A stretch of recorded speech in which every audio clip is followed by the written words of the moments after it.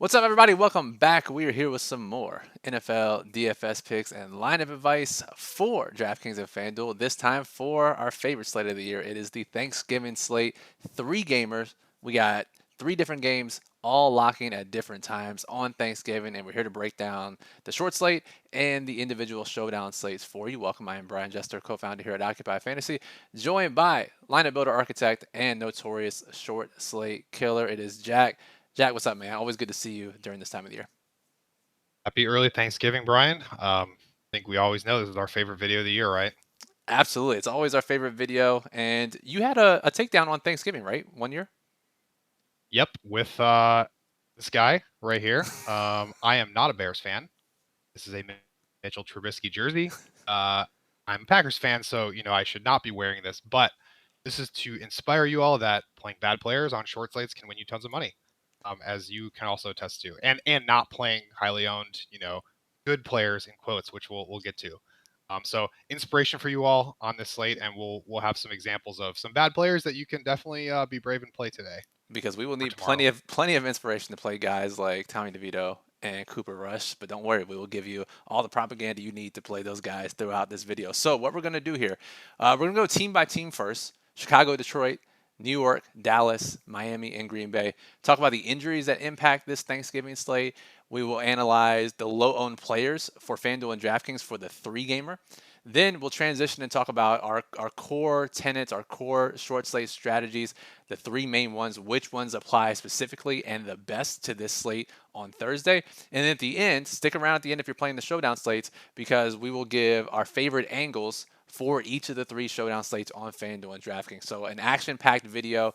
Stick around for it. Grab your, I guess it's eggnog time, but grab whatever drink you want and lock in for the next 30, 45 minutes, and listen to us talk about one of our favorite slates of the year. So Jack, let's not waste any more time with the introductions. Let's start team by team. We'll start with the 12:30 game, and Chicago and Detroit. Detroit are 10.5 point favorites, depending on where you look. If we start with Chicago's side, they're pretty clean on the injury report, which is pretty rare for this time of the year for any team. They do have an underperforming wide receiver in Rome Odunze. He is one of two underperforming wide receivers on this slate, and he is one of the low-owned players that we'll be targeting on this three-gamer and in Showdown. So that is always something that we love to hear. And before I get into Detroit's side of things, Jack, I'll name some of the low-owned players for Chicago. And in fact, it's most of them as 10.5 point underdogs. It's DeAndre Swift, it's Roshan Johnson, it's Rome Odunze, it's DJ Moore on FanDuel, it's Cole Kmet, and it's Chicago's defense on FanDuel. So first thoughts here is a 10.5 point underdog when basically everyone is low owned except for Keenan, who went off last week, and Caleb Williams, who's too cheap, specifically on DraftKings. Yeah, I mean, this will get into one of our core strategies with these slates is game stacking, right? And so if you want to play Detroit, which they are obviously a good play, right? Probably highest total in the slate by far. Having these low owned Chicago guys as bringbacks, especially one as an underperforming receiver, makes a ton of sense, right? If they're trailing, you've got a guy who's going to get a lot of targets. He's already getting a lot of targets, as indicated by the up wide receiver. So it obviously feels kind of gross to play guys like that don't project well, but that's how you would probably get there, right? And it's nice to see that we have some low end options there. Yeah, and if you look at Roma Dunze in particular, 26 targets in the past 3 weeks. Jack, we've had plenty of underperforming wide receivers who don't even sniff 26 targets in 3 weeks. So to see the type of volume that he's had and only combining for 25, 26 DraftKings points over that 3 week stretch, he's actually our number two most underperforming wide receiver. And yes, that has a little bit to do with Caleb Williams and his offense. But when you get this huge target volume intersected with the underperforming status, those are the guys we really like to target, right? Yeah, absolutely. And I mean, Detroit's defense is generally banged up this year, right? Like no Aiden Hutchinson. I think you've got Carlton Davis as out. They're always kind of a pass funnel anyway. They're playing in a dome, so and I think we know probably why Adunes is low owned. It's probably because the Packers have wide receiver injury. There's a bunch of 6K guys in the same price range, and the Packers higher team total, higher projected quarterback. It's kind of that simple, right? It really is that simple. And now, speaking of those Detroit injuries, Carlton Davis, their corner, is out, so that certainly knocks them down a peg in their pass defense. They're also going to be without their left tackle, Taylor Decker. So if you're looking a reason to get away from the 10 point favorite chalk, maybe that's one way that they fail. They're also without Khalif Raymond. their number 3, number 4 wide receiver. Tim Patrick will be the wide receiver 3. He ran 20 plus routes last week. We can expect him to do the same again this week, formerly of the Broncos. And then Allen Robinson. I mean, a who's who of former veteran receivers and guys that Jack has won money with. Allen Robinson will be the wide receiver 4 here. And as far as low owned plays go for this side, it's literally just Jamison Williams and Tim Patrick. Everybody else on Detroit will be high owned, and Jack, that's because of that team total. Well, and there is one exception that I do want to talk about because it's a thing that always matters with this team. What are you doing with David Montgomery tomorrow? Because he's injured. He did practice. Yeah, was it yesterday? Yeah, he had a limited practice. Sounds like he said he's gonna play. Um, Frequently we always see this edge where he goes lower owned than Gibbs. He can have multi-touchdown games. You can play them together. What are your thoughts on that situation tomorrow? From what I understand, if you listen to what Dan Campbell said in his presser on Tuesday, he said that David Montgomery was clamoring to get back in the game on Sunday, but the game was out of hand, and they chose to keep him rested on a short week ahead. And it says no way that he's going to miss this game. So it sounds like he's fine, or at least fine enough for a Week 13 running back after 12 weeks of punishment. So I think you would play him as normal. And one of our favorite strategies always on these slates is people ask, can I play 2 running backs from the same backfield? And on a backfield as talented and as opportunity driven as the Lions, is one of the better short slate plays you can make is playing both Gibbs and Montgomery in the same lineup. I mean, I think these guys have probably been optimal once this year in the same lineup on a main slate. Like Right. that game, they scored like 52 points and they each Yeah. had 2 touchdowns. Yeah. So absolutely, I almost would dare say like, could you? We always kind of say you don't want to play quarterback, 2 running backs, same team. Like, could you get there, or at least from mass multi-entry if you were playing, a bunch of Detroit stacks? Is that a way to get unique, or is that just too crazy even for this? No, I think you probably could, right? Obviously, Gibbs catches passes, and if they score 30 plus and no other team scores nearly that amount, then we could see it optimal. So, yeah, I don't think I would make a rule against from excluding all 3 of Montgomery, Gibbs, and Goff. If you're hand building or building a small field, I wouldn't necessarily pursue that, but it is a rule I would allow it. And Jack, I can't imagine you would get that many anyways. But always, and you're always good with this. Go through your lineups after you build your 150 or your 20, and just go through and make sure like you don't have 20% of all 3 of those guys in your lineups. Yeah, exactly. And I know narratives aren't always the big thing, but Montgomery's against his former team. Like it would make sense to me that if he can play, they're going to give him some Oh some yeah, run, true. and they're not just going to make him active and let him sit there for the whole game. So yeah, so I got a couple angles to play, but to highlight, I guess, low owned bringbacks, underperforming receiver Adunze, and then Montgomery is a low owned pivot you could go to on the Detroit side. And let me ask you this, just from a 3 game perspective, because the last couple of slates you and I have done this year, in fact, all the slates that you and I have been on videos for this year have been of the 2 game variety. And we talk about mega stacking, which we'll get into more in the strategy section. But generally, there we're talking about playing 5, 6, 7 guys from the same game. Is it too much to play 2 Bears in a run back with Detroit on a 3 gamer as a 10.5 point favorite, or does that give it even more leverage because people aren't doing that? I absolutely think it's fine. This and the reason is, as we'll see with the next game, it's they might score 15 points total. And the third game, you've got 2 teams that love to run the ball. They have funnily running backs. So you could easily see a situation where like Achan and Jacobs score all the points in the late game. The middle game just flubs, right? And you end up with like 6 or 7 players from this early game. If it goes, you know, 35-28 or something, I think absolutely could get there. Plus, your currently winning number will be sky high early in the day, and you can watch that number throughout the day. So it's always a nice little sweat when that happens. So, all right, Yeah. let's move on. Let's talk about Giants and Dallas. What a game! Cooper Rush versus maybe Tommy DeVito. Now, DeVito was fully expected to play and start after Daniel Jones was benched and then released, but he's dealing with a forearm injury and he's dealing with general body soreness. I mean, he got really cracked in that game on Sunday, and we will know more today. We're recording this at 11 a.m. on Wednesday, 11 a.m. Eastern on Wednesday, so we haven't had the final injury report for DeVito. The reporters for the Giants are speculating that if it was Sunday, it would be no problem. But because it's a short week, and maybe it's a problem. So, Jack, let's just talk about this really quickly because DeVito, he is 4,500, the minimum price on DraftKings, and for a quarterback. And If he's out, Drew Lock is also the same price. So it's not a really big difference in projection. And maybe Drew Lock projects even better, to be honest, because he's a veteran and actually good at football. So Drew Lock, same price. You can always just pivot right away. The biggest difference, though, and we'll talk about this for the showdown at the end, but Drew Lock is the min price on FanDuel for showdown. So that would be a problem, or it would require you to reconfigure a lot of things if we get this news later today and you've already built. Yeah, this game, I we've seen some bad games. This is up there, right? I mean, let's just start with like, are you trying to stack this game in? Let's say, if you're only building 5 lineups, and then let's say if you were going like 150, are you what are you doing with this game, if anything? Well, I think the biggest thing we have to think about here is I'm looking at this from a DraftKings perspective right now, and I'll let you touch on this from the FanDuel perspective since you play primarily over there. DeVito is 4,500 and Cooper Rush is 4,800 and Locke if he's in his 4,500. All the pieces to this game are relatively affordable. So I think especially in small field, it's not the worst idea to do like a 2x1 stack or a 3x1 and fit in all the studs around them because you could build a pretty powerful lineup that way. And I imagine it's somewhat similar on FanDuel, which is not as necessary to do as it is on DraftKings. I actually like that approach for small field, and I would certainly incorporate it into large field. I guess the biggest question is can you 4x2 stack it, 4x3, 3x2? That seems a little much, but again, with the pricing, if the scoring is somehow concentrated in the other two games, that could work. And as we've always said, ever since he made his debut on Monday night, we have the DeVito rule, specifically named after Tommy DeVito. If there's a bad quarterback on a short slate, you still have to include them in your player pool.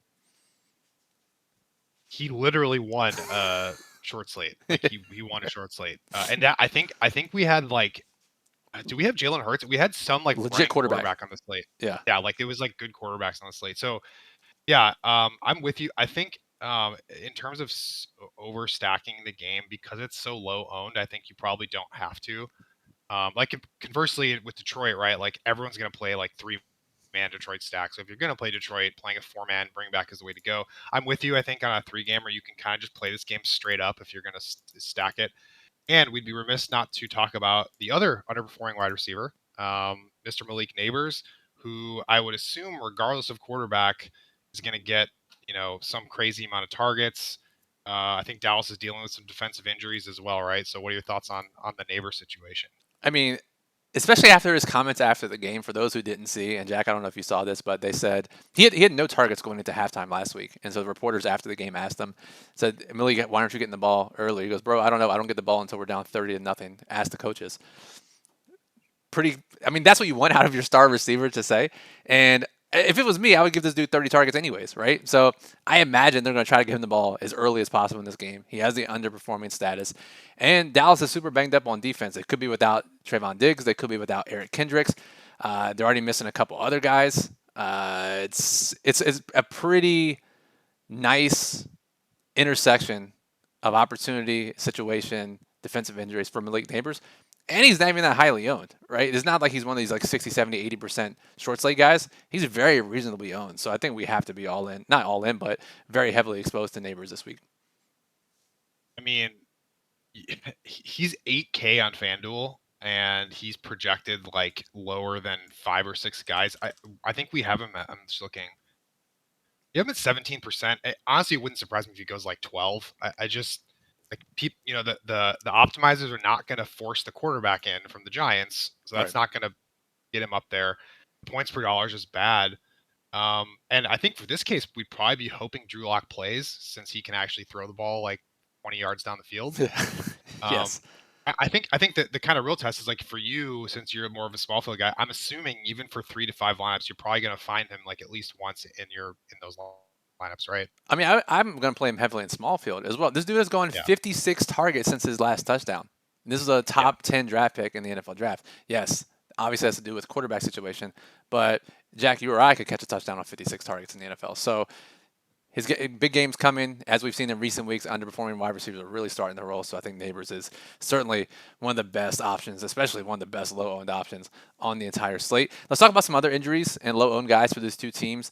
Giants still perpetually dealing with offensive line injuries, so that will contribute to his underperforming status as well. But I think they get Evan Neal back. They're going to miss one of their other guys. I think that'll cancel out. Their edge, Azeez Ojulari, is out, so just another downgrade to their defense. On Dallas's side, Jake Ferguson is still going to be out with that concussion, so we get Luke Schoonmaker and Brevin Spann-Ford. Both going to be extremely low owned on the main slate, and also relatively low owned on each individual showdown slate as well. Schoonmaker ran 24 routes. Brevin Spann-Ford ran 16 routes last week in Ferguson's absence. So those guys are extremely interesting to me as 1% plays on the main slate. They're also going to be without Zach Martin, and we already talked about the defensive injuries that they're going to have. So, Jack, if we look at the low owned plays from this game, it's going to be primarily the whole game because of what we've talked about already, that low total, and no one wants to play this game. It's whoever is at quarterback for the Giants. It's the secondary receivers for the Giants, Wan'Dale Robinson, Darius Slayton, even Malik Neighbors on FanDuel. Theo Johnson, their tight end, is going to be low owned. Giants defense somehow is going to be low owned on one of the sites. And you look at Dallas' side, it's Cooper Rush and the tight ends, whereas CeeDee Lamb and you deemed one of the worst ownerships we've ever seen, Rico Dowdle, will be maybe the most popular player on the slate. Yeah, I was teeing up to bring that up if you didn't. I mean, I think he's going to be like, what do we have? 55, 60%. I mean, um, what? Yeah, okay. Terrible, right? I mean, especially when you consider with these short sites, you have to think about not as much raw projection, but also like who are the players that can fill that slot on your roster, right? Jahmyr Gibbs, David Montgomery, Josh Jacobs, Devin Achane. Like, Yeah. what are the odds that two of those four guys outscores Rico Dowdle? I get it; he's cheaper, but I mean, I think that's a good way to think about it. And I think we've already mentioned there's tons of value, and there's even more cheap value on the late slate. So if you kind of think about those 2v2s, like Dowdle and a 7K receiver versus one of these elite running backs and a 5K receiver, which there are plenty of them, and the fact that Dowdle's 60% out, it's just, I mean, So how much data are you going to play? I know you don't like to get killed by chalk on short slates, but are you going to try to match 60%, maybe half, 30%? What are you initially thinking? I will not be matching that. Okay. I think it's either going to be one half or I don't. You going to say I might zero? go zero, man. I mean, there's so many good running backs on the slate. Like, I'm gonna consider it. I think default will be like one half, so probably 30%. Okay. But I'm I'm gonna see what it does. If it uses a lot of him, I'll probably just accept it. But if it's like already 15% or so because I'm trying to get other guys in, yeah, man, I don't know. I think again, it matters to me that there's elite running backs that you can play in the running backs left. There's just a bunch of trash running backs on every team that I think it would be um, more reasonable to just eat it.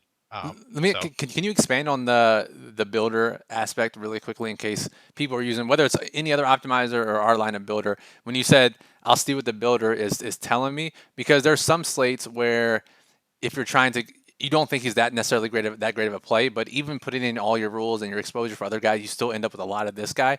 It's still telling you to play him, whereas some slates, it may not be forcing them. So can you just expand a little bit on how you might approach that, or what you specifically mean by what the builder is telling you with Dowdle?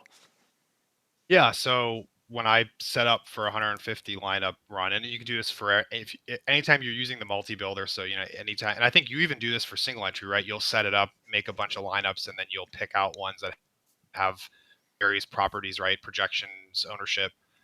So I'll tend to set like my stack rules and salary rules, but I usually won't set exposures right away, and I'll just hit build, and I'll just see what it spits out based on those rules. And so when I'll set up the stacks that we've discussed, and then if it's using like 60% Dowdle, that's telling me like, okay, in order to play the stacks that I want, with like the underperforming receivers that I want, I have to use him to get him in. Or if it's only using him for like 10% of the time, that's telling me, hey, I don't really need to use him. Because why are people using him, right? They're using him because he's cheap and he can let you jam studs, right? So if there's other ways to do that without eating the 60% guy, then I probably won't do that. That the answer your question? Yeah, and I think just to further elaborate, what we also mean is the field is using 60% of Dowdle basically without playing short slates optimally.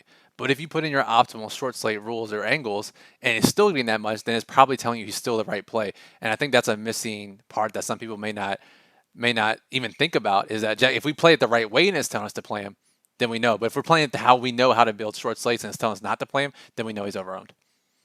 Yeah, so like if you're building, 4x1 Detroit stacks and it's still using him, great, right? But if it's only going to use him because you're doing like 2x1 stacks to get in other studs, and that's where you're saying that's what the field does, and that's not optimal. So, Exactly. yep. Exactly. Exactly. Okay. One other guy we haven't talked about, Jack, is Brandon Cooks may return. He's been on injured reserve.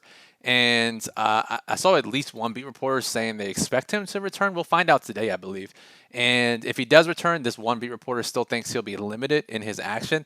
This could be really interesting and very volatile in terms of ownership and projection across the industry because we don't truly know his role. He's playing with a backup quarterback. But he is the minimum price on FanDuel's single game slate, and he would take opportunity away from guys like Jalen Tolbert and from some of these other guys they've been playing. So, really interesting situation. I can't imagine they rush him back and play him heavily in a lost season, but maybe I'm wrong there. What do you think?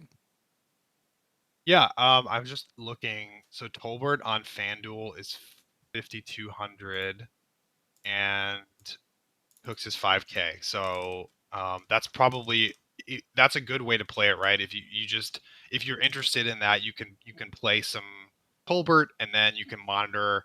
I guess like you said, we'll know today though, so you might be able to make a decision today. But let's say you didn't know, you could just play Tolbert and then stick around and see if Cooks is active, and if he is, you could go swap some out pretty easily.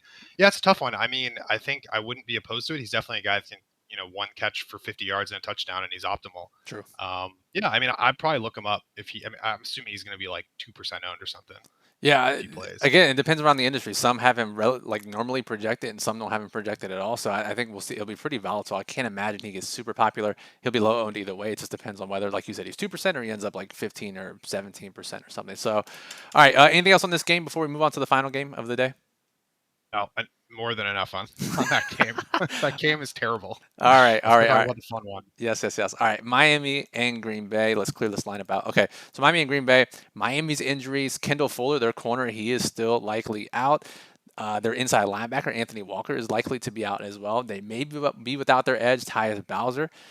Fullback Alec Ingold is questionable. Hasn't played the last couple of slates or last couple of games. And if he's in it, this is mostly a showdown impact, but he does take away some of those routes and snaps from the other non-Jonnu Smith tight end. So keep that in mind if you're playing showdown. Watch for Alec Ingold's availability. But they also may perhaps be getting back offensive lineman Isaiah Wynn, which would be a boost to their offensive line as well. The most impactful injury in this game is on the Green Bay side, Jack, where Romeo Dobbs is out with that concussion, or I can't imagine he plays after not practicing and after a concussion on Sunday.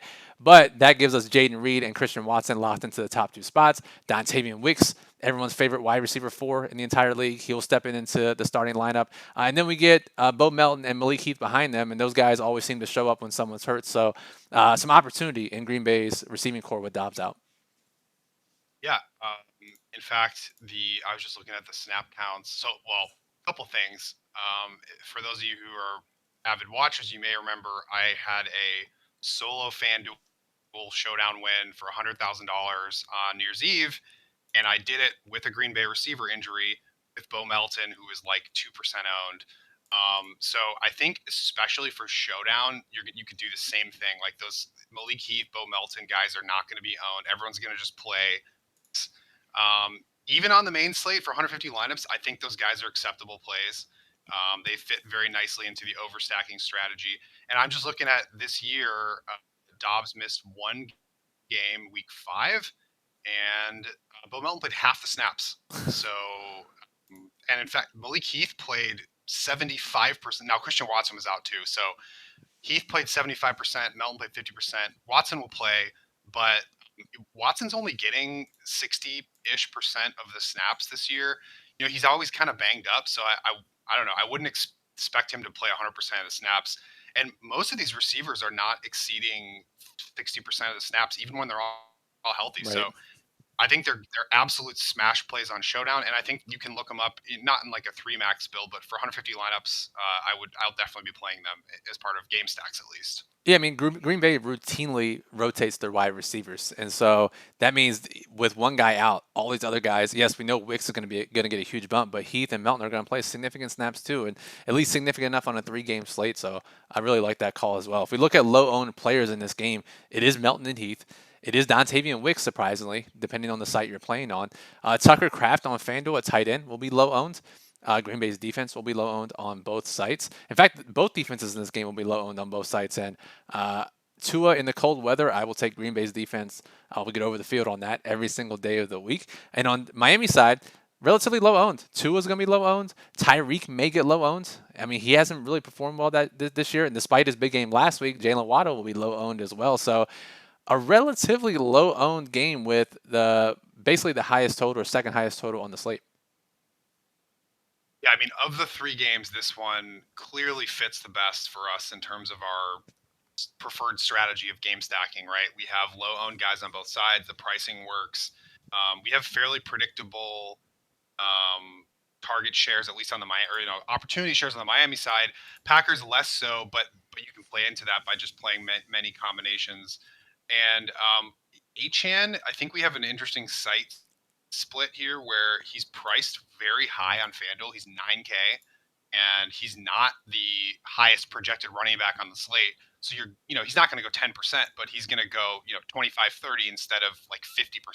So, if I'm playing that game, even in just a couple lineups, I'd definitely be playing him.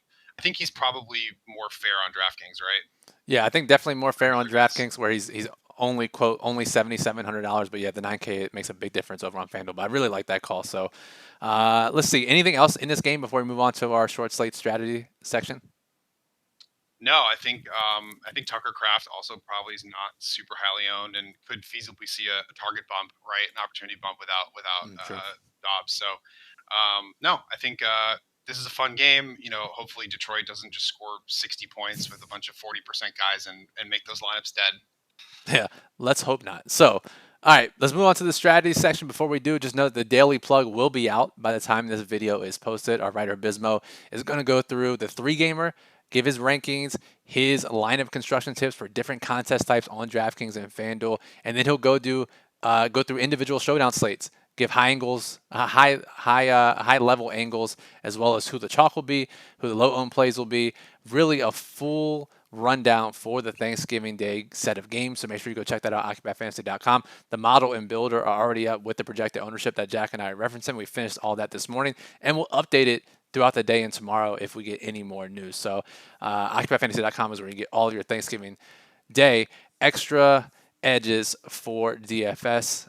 Let's talk about these lineup strategies. And Jack, you've used at least one and probably multiple combined in all of your short slate wins, 4 or 5 short slate wins, 50K plus, using these three strategies we've discovered. Let's talk about them. It's leaving salary on the table. It's playing low owned plays, and it's mega stacking. I think Jack primarily 2 and 3 low owned plays and mega stacking will be the way to go for this slate. But I want to hear your take. I think first of all, on a three gamer, you don't have to get nearly as like crazy with uniqueness as a two gamer, right? You're not even in like the 80,000, 100,000 player contests. You're unlikely to see a lot of lineups that have like 20 dupes, right? You will see that on a two gamer. So I think Brian, we kind of would say maybe at least one player under 20% is a good rule of thumb. Maybe you can, and maybe two if you're playing like the chalkiest quarterback with a 3-man Detroit stack or something. But I think there's tons of guys under 20% on this slate. So if you're out there just building, a handful of lineups, especially for sort of smaller field GPPs like less than 500 players, you can just stick to that, right? Just pick one guy that's under 20%. And other than that, you can just play, a sensible lineup based on what the plug is telling you in terms of strategy. Any thoughts to add there on the ownership? No, I don't think so. I mean, it's mostly secondary players that are low owned, and those are the guys that generally win people these slates, anyways, right? Very rarely do you get a low owned stud, just in general, that they're low owned, but then two low owned stud enough that they end up impacting the slate in a major way. Maybe Malik Neighbors can change that on this slate. But so you're looking at individual low owned players, or Jack, we're looking at individual low owned stacks, and outside of Detroit, And outside of probably Green Bay, if you stack Chicago, the Giants, Dallas, or Miami, that's a low owned angle enough as it is. Yeah, and so that gets toes nicely into our game stacking, which is that you can even play a bunch of popular guys, but the construction is what's unique. So if you play like a 4x2 Detroit Chicago lineup, you could easily pick every player in there over 20%, but people will not necessarily have all those players in the same lineup. So if that game goes off, you can still win. And I did that once with the Buffalo lineup where Josh Allen was like 60% owned, and every player in there was pretty popular, but no one, the 4x2 is what made it unique. So I think certainly the late game, you can do that. Certainly the early game, you can do that. The middle game, we kind of talked about 4-1, 4-2 is probably a little crazy. It could get there, but you also don't need to, right? Like you said, playing that quarterback and a couple guys from that team is already unique. So you just don't really have to do more than that from that game stack to get unique. Exactly. You really don't. And so I think we've laid it out pretty nicely of how you want to approach this slate from a game stacking angle. And then just for salary usage, just to touch on this again, this is by far the least favorite angle for this slate because it is 3 games. I can't imagine, Jack, and tell me if I'm wrong, leaving more than $1,000 on the table, but probably not even that much in most of your lineups. Probably start with 2K, and Okay. this is for 150, but I will be looking at them and just kind of seeing. My only thought was just with the Green Bay receiver opportunities, there you could find some guys that could outscore guys that are 1,500 more. But I'm with you. I think preferably, especially if you're sticking to small field and a few lineups, like just try to use all the salary. I think it's too crazy to if you're don't try to deliberately leave salary on the table. I think is the point. Yeah, because I think to that point, right? You look at I'm just looking at DraftKings pricing. Christian Watson's 4,900, Roma Dunze underperforming wide receiver is 5,000, Keenan 5,100, Waddle 54. Like all these guys could conceivably outscore Neighbors to a 71, despite us being in heavily on Neighbors at 7,100. Would it shock us to see him fail with Drew Lock or Tommy DeVito quarterback? No. So those guys could outscore him at significantly cheaper, and that's maybe how it would get there. So I see your point there. Yep, but I think to recap it, a couple good chances for game stacks, very good chances for low and guys. Certainly, you can use all the salary as long as you're sticking to that, one low owned guy or a game stack. And I think that's kind of it for the strategies on this one. Yeah, and if anyone has questions about that, comment below. We will happily get back to you. Conversation will be popping in Discord for the next 48 hours and beyond. So you can ask questions in there as well. OccupyFantasy.com/Discord. I know someone's going to have a question. Can I use all the salary? Yes, you can, as long as you use some low-owned players or overstack. That is certainly no problem for this slate. All right, let's get to the showdown angles. Before we do, if you're not subscribed already, make sure you are to the channel. Jack, the last time you've been on the show, we've actually hit 10K subscribers. So shout out to us for reaching out. Shout out to all of you for watching and subscribing. We appreciate you. And make sure you subscribe because I'll be back on Friday with the showdown video for the random Friday, Black Friday game in the NFL. And then, of course, we'll have the videos for Sunday's main slate. So subscribing is the best way to get notified when we go live. And as we approach December and all these random short slate starts popping up, will be more videos with Jack. So subscribing is the best way to get notified immediately when, hey, Occupy posted a video about this short slate. Let me check it out. So subscribe. It's free to do so. All right. Showdown angles, Jack. We'll keep this relatively brief, and I'll just name the game, and we'll talk about maybe our favorite angles, one favorite angle each, FanDuel and DraftKings for the game. So let's start with Chicago and Detroit. And by the way, the prize pools are pretty decent for all of these slates, so big fan of that. I will say, I think, Jack, I'll take the easy angle here. Roma Dunze is basically unowned at captain and MVP on both sites as an underperforming wide receiver and 10-point underdog, so I think that'll be that's the easy angle for me to play. Yeah, that one works, and I think I won a showdown week 1 this year with Detroit and the Rams, and it was a wide receiver captain on the non-Detroit team. So there you go, Adunze, and it was with Gibbs and Montgomery on this in the same lineup together at flex. So I think playing those running backs at MVP or just playing them together in the flex spot is a good way to play. And I think just maybe more Chicago heavy lineups is probably pretty unique here, right? And Detroit certainly has players that can steal all the points. So yeah, I think this one's kind of a standard. It's a big spread game, right? So it's going to be heavy favored lineups toward Lions. Adunze Chicago heavy lineups, and like I said, playing those two running backs together in creative ways is a good way to get a little different too. Yeah, I think so. Just consider this as like Jack just said, your typical big favorite game and how you normally would approach that. It's not too different beyond that dynamic. All right, everyone's favorite showdown slate: the Giants and the Cowboys. Honestly, maybe the most interesting showdown slate, Jack, because we have pretty spread out MVP ownership, at least on FanDuel. We will see some more Dallas heavy builds. Obviously, we have the neighbors underperforming wide receiver angle, which I think has got to be my favorite. But anything else stand out to you about this game as being particularly intriguing? I would say salary probably truly does not matter. I mean, especially if Drew Lock plays. I think you're going to see some crazy lineups. You're going to see defenses be captained. You're going to see kickers be captained. You're going to see lots of like 2D, two kicker kind of, or 1D, two kicker kind of lineups.